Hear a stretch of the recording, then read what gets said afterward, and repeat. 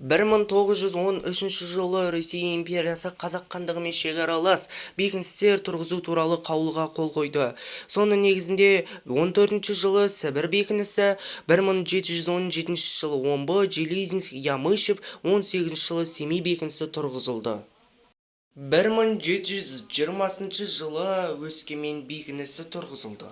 1730 жылы қыркүйек айында Әбілқайырдың батыр Сейітқұл Қойдағұлы мен Бейқұтлымбет Қоштайұлы бастаған елшілігі кіші жүздің Ресейдің қарамағына алу туралы императрица Анна Иоаннованың атына жазылған өтінішті табыс ету үшін Санкт-Петербургке келді.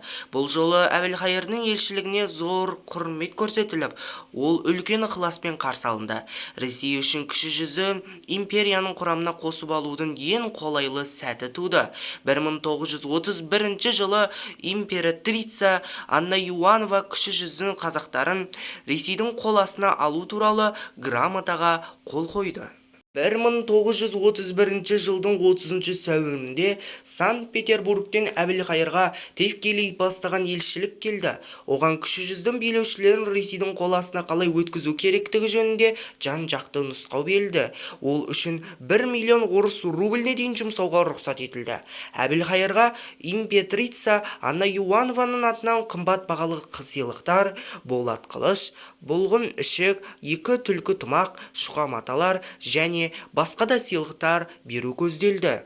Жалпы, Ресей империясы үшін Қазақстанның қосылуы өте үлкен маңызды рөл атқарды.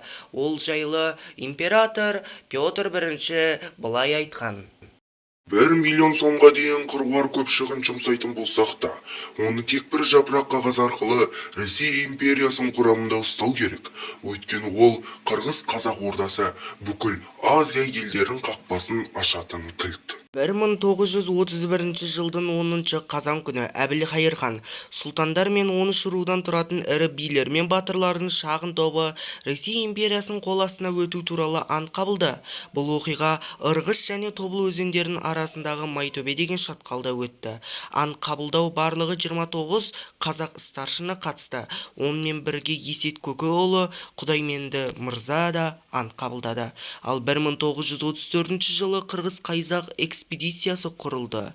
1740 жылы Орынбор қаласы салынды және де дәл осы жерде Сұлтан Абылай Ресейдің қол астына өтуге ант қабылдады. 1783-1797 жылдар аралығында Сырым Датыұлы кіші жүзде Ресей отаршылдығына қарсы көтеріліс ұйымдастырды. Алайда соны нәтижесіз болды. 1817 жылы Сүйік Абылайханұлы бастаған Жалайырдың 66 мың әскері Ресейге қосылатынын мәлімдеді. 1821 жылы Тентек-төре басқарған қазақ шаруаларының көтерілісі болды. Көтерілісшілердің саны 10 мыңнан асқанымен ешқандай нәтиже бермеді. Ал 1825 жылы 50 мың халқы бар Үйсін болысы Ресей құрамына қосылды. 1836-1838 жылы Исатай мен Махамбет көтерілісі болды. Ал 1837 жылдан 1847 жылдар аралығында Кенесары хан бастаған көтеріліс болып өтті. Алайда бұл көтерілістердің барлығы нәтижесіз аяқталды. Нәтижесінде қазақ халқында Ресей билігінің үстемдігі өрлеп, көптеген рулар Ресейдің билігін мойындайды.